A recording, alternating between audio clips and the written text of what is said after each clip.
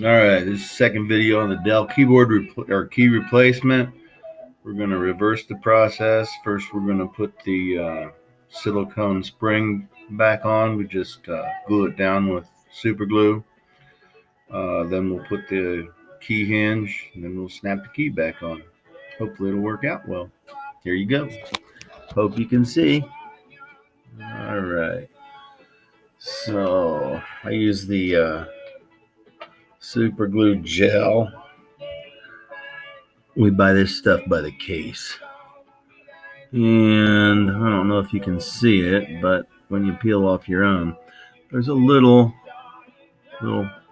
like flange out there. You want to make sure you cut the complete cup off, and I just put the tiniest little bit of super glue, 3 or 4 different places. Okay, that's not a tiny little bit. And that should be sufficient. And just glue it back on where the original one was. Hold it down just a little bit. Shouldn't take but a second.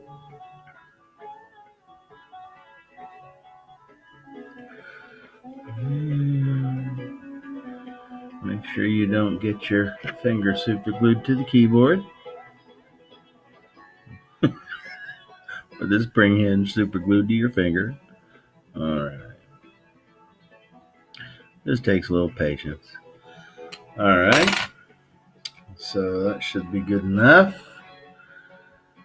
Then you take the key hinge, and first you put the tabs down on the bottom into the holes in the key hinge, and then push it forward, and then just apply pressure at the top, and you'll kind of feel it click in, or you won't.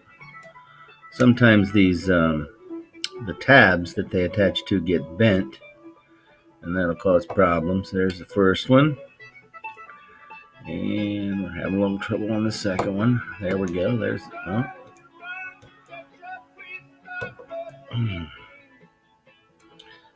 the second one,